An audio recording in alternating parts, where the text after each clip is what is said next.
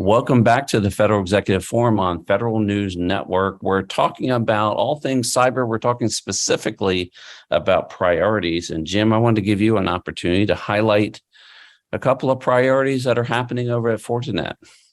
So Luke, let me lay out what I see as the public sector guy, three big priorities and what we've got to do for the public sector. They're what I call my three S's: supply chain, simplification, and security or SOC automation and integration. Let me start with supply chain. Fortinet's actually the world's biggest producer of security devices, especially firewalls and UTM. So we recognize that, especially in the wake of the executive order, we've got to demonstrate supply chain security to the federal government. Customized handling, giving them visibility into it. So yes, we are focused on increasing the ability to both provide that and to demonstrate that to the federal government. Simplification. We've talked a lot on this panel about zero trust, but if you look at the zero trust architecture and the schema for implementing it, you have to do a half a dozen or more functions. If each of those has to be done by a separate product, especially in this age of supply chain shortage, that's going to hold agencies back. So zero trust is at its minimum about connecting a user to something at a core. So can you get it down to two things? And the answer is yes, we've been able to do that. So you've got one device that can be at the core and something that can be done at the endpoint. And ideally, it can be a software agent so that you can provision people on the fly. So yes, we're able to say you can do the core elements of zero trust with only two components. And then security or SOC automation. I mean, I envy Shane for saying he only tried and failed for 2 years at this. When I was in federal government trying to integrate all the centers, we spent a whole lot more time trying and failing than that. And the reality is, in any SOC I've ever seen, the SOC analyst is going to spend 55 or more minutes out of every hour making sense of the data. So the remaining minutes that they spend on doing something about it, driving action, that security automation have got to be really efficient. And fortunately, Fortinet's in a good place to help agencies actually make progress on making that activity both powerful, but also integrated across the enterprise that they're trying to defend. Yeah, automation's so key. You're burning a lot of calories with some very sophisticated individuals when you're not automated. So there's no question about that. Shane, we're going to roll it up to you. Top priorities for you as you focus on this year. Wow, just a few, huh? Yeah, I do have a couple that are a few that I'm really actually very interested in following. Right, there's always a 1, 2, and 3, right? Well, I have about 20 actually, but yeah, I'll stick with 3. Now, I think my top 3 though, right now I'm really keyed in on redoing our vulnerability management program all the way around. I feel like the way that we do it today is just holistically wrong. It's not a sustainable program. It's not something that makes a whole lot of sense. And it's kind of an old school approach to it. And so what we're in the process of doing right now, and hopefully we'll complete before the first of the new year, is driving more of a risk-based approach to vulnerability management and how we do it. Not all vulnerabilities are created equal. And even if US CERT says, oh no, this is a 10 versus a 5 or a 6, or it's a high or it's a medium or it's a critical, it may not be for me. And so really start looking at the vulnerabilities that are coming across the board and how they apply to my organization, and then making sure that we prioritize the ones that are actually true threats. And by a true threat, that means it's actually being exploited in the real world. And this is where I think CISA has done us all a favor. Creating their known exploit list is really key, because that would have been something I would have had to recreate. So we're going to begin leveraging that, and if it applies to me, if it's part of my public-facing systems, you can easily start creating this sort of like a very risk-based decision-making process that we can automate, and then focus it on that. And then anything that's not in that list, push it off to the side and have some more standardized process that happens once a month or twice a month or whatever you do, but not worrying about the things that I don't have to worry about. And it's going to have impacts on my physical scorecards and some of the other things, but the reality is my job is to secure the enterprise, and this is going to help me do that. The next thing is supporting my agency's move into the serverless and microservices environments.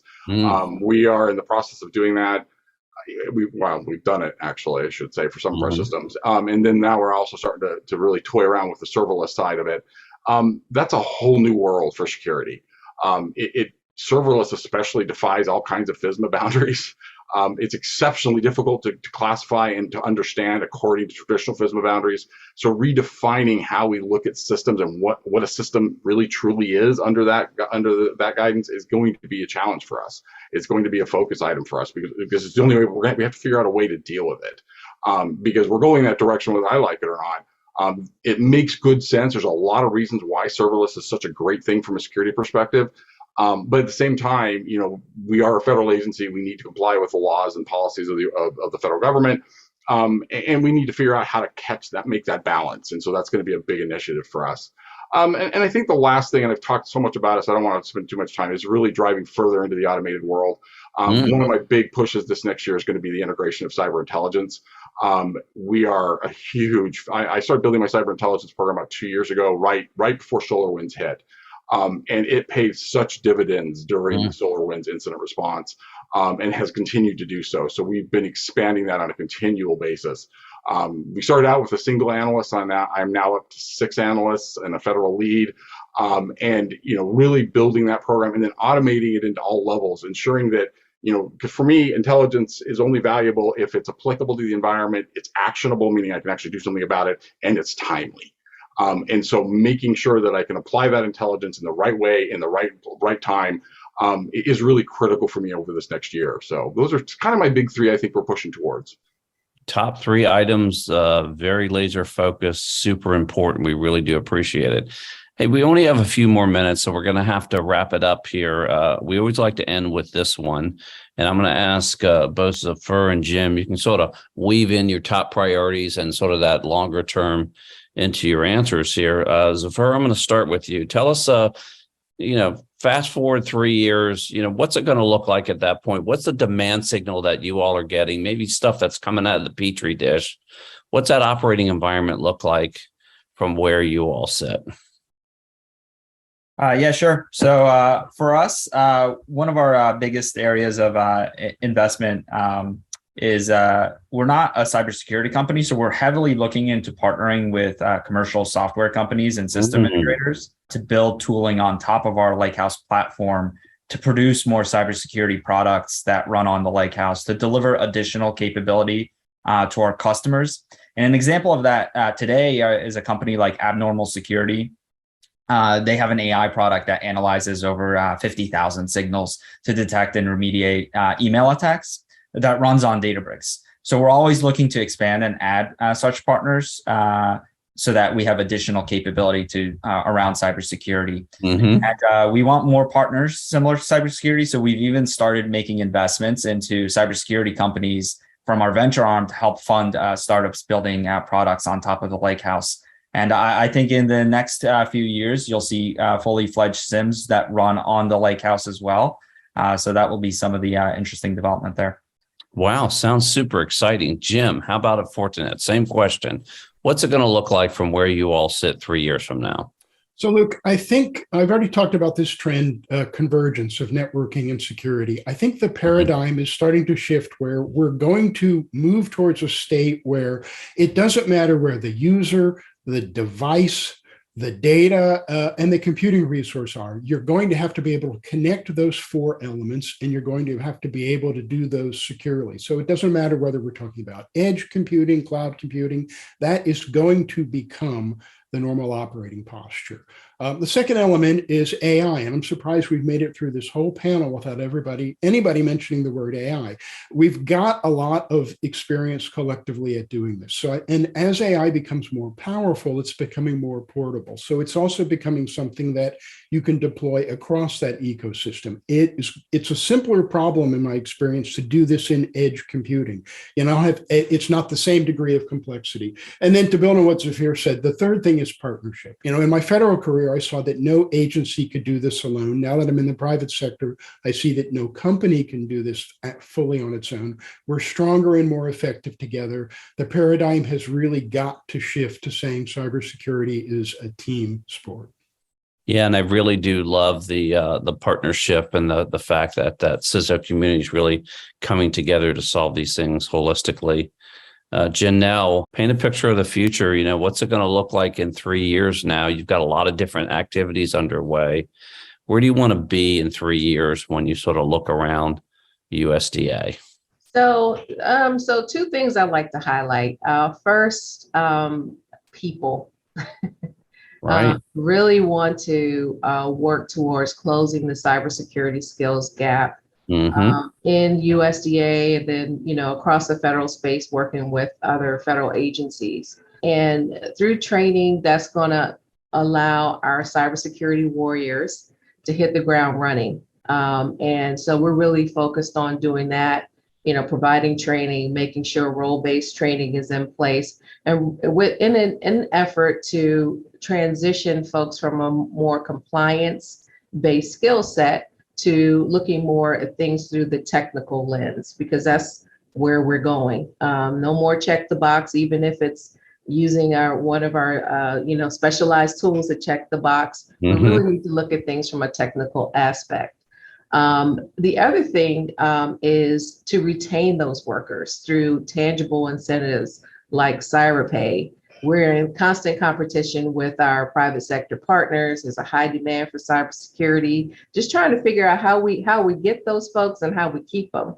And the last thing I'll say is recognizing, and I think we've been talking throughout this time about it takes a village, to be cliche. In order for us to be successful, we can't do it on our own. I recognize that for USDA, which is why it's so important to me that we leverage available service from our support vendors, partnering with other organizations and our oversight bodies to help us move forward with all of our initiatives going forward over the next 5 years and beyond. A lot of moving parts there, a lot of activity, and I love that picture you've painted there, and I love that harmony that's going on. Shane pointed out with CISO, for example. I think that's really important. That's why they're there, right? So good to hear this. All right. So what about at NASA? If I fast forward 3 years from now, I can't remember if we're at the moon or not, but you certainly have reorged at that point, right, Mike? And absolutely. There's a lot of pieces and parts in place. What do you want to see? Where do you want to sort of land, as I'll call it? Let's say 3 years from now, what's NASA going to look like from where you sit as a CISO? Honestly, as corny as this going to sound, I want to be the silent partner around that. And where I'm getting at with that is I want the missions to be partnering with us so that cybersecurity is built in on day zero, right? I mean, it's not day one, it's day zero. So as they start basically moving forward with their programs and stuff like that, it's just part of that culture. It's part of the foundation that we put into our programs going up there. It's not a second thought or something that we have to catch up on around it from that standpoint or whatever. And so that when we do great things out there, like, going to Mars and beyond with Gateway going up, and we're working with our partners, the European Space Agency and stuff like that, right? You don't really hear about cybersecurity, right? You want to hear about the great things that NASA's doing on the space side, on the research side around it from that standpoint or whatever. And so again, I'll say in 3 years, I really want to make sure that when I say silent partner, that means we've got things working in the background and I'm not on the front news for any reason whatsoever, right? Because that means usually bad things have happened, and I don't want bad things to happen, right? So it's really trying to work with our partners to make sure that we basically, get our culture into place for cybersecurity. And by the way, it really has changed since I've been there for now 6 years at NASA, and from the day I started to where we are now, the culture has definitely shifted, and I want to continue to push that shift. When you say culture has shifted, in what respect? I'm just curious about that. So if you think about it, right, at NASA, just the amount of research that we've done, right? So it was typically kind of the I'll call it college environment, right? All the amount of research, right? And access to everything, and a lot of times security impeded that access and stuff like that. So security was, I'll say, traditionally thought of as an impediment and not a partner, right? And so that's something that we've really been pushing over the last 6 years that I've been here, is pushing that in to make sure they understand things like Shane brought up earlier, the SolarWinds incident, right? NASA was actually a victim of that incident. One of the things I did here that we just done a little bit differently. Usually, when the big incidents happen, right, the leadership gets briefed up what's happened. We say everything's like all classified, and then we never share it out with anybody else. I actually took advantage of that incident and went the other direction with it. I held numerous open forums within NASA with all of our users, our contractors, our employees, and everyone. And we had multiple segments of this is exactly what happened during that incident. We gave the full kimono. Here's what happened. And what the adversary did while they were on a network, what the adversary didn't do, what they could have done, what they didn't do, and stuff like that. So we really shared that internally to help the education piece of that. So again, from my perspective, never waste a good crisis. Sure. Really went from a posture of blocking to a posture of enabling and embracing. Shane, take us home. If I'm a freshly minted adjudicator at CIS, what does that look like in regards to 2 to 3 years from now? What kind of capabilities do you expect to have? What do you want to see from where you stand over the course of the next 3 years? So, if I were to say, if I were to put it in terms of what I aspire my organization to be, I want an organization that can detect a 0-day in flight, but I also want an organization that maintains the cyber hygiene to require it. And what I mean by that is that, it's a balancing act. 0 days are the big press makers, are the ones they're the good crises. They're the SolarWinds and the Microsoft servers and all those stuff that make the news and everybody's aware of. But really, it's the day-to-day cyber hygiene operations, what we're really starting to call zero trust more so than anything, that really drives that and ensures that if you do have a 0-day attack, that you can detect it and that you can end, reduce the overall dwell time. I'm not, we're going to get attacked. We are going to get breached. That's a foregone conclusion. I don't think anyone's ever going to make a promise that you won't. So really driving towards, all of our access decisions being based on a very transactional level. This is not micro scale or macro scale version of access control. This is micro access control. This is applying trust and our understanding of trust at a very, very finite level in the organization. But at the same time, and I really like what Mike had to say about this, is driving a security culture within the organization that makes people understand that when we apply smart friction, meaning at times we're going to question who you are, what your device is, and what it's doing and why it's doing it, that we're doing it in a way that's beneficial to the overall organization. We're not just adding in friction to add friction because it's fun. We're doing it based on sound data and good decision making. So really driving a security program based on the data. I'm a huge proponent of data-driven security, and we've been made some great inroads already, but we have a long ways yet to go, and that's really our big focus for going forward. Sounds like an aspiring, laser-focused area. We're really looking forward to seeing that. Hey, I want to thank all of you for taking the time out of your busy schedule here to join us on this program. I'd also like to thank the sponsors here for supporting us on this show. I'd like to thank the good people here at Federal News Network that make this program so successful and enjoyable. And most of all, I'd like to thank the listening audience out there that tune in every month. You're listening to the Federal Executive Forum, part of the Federal News Network.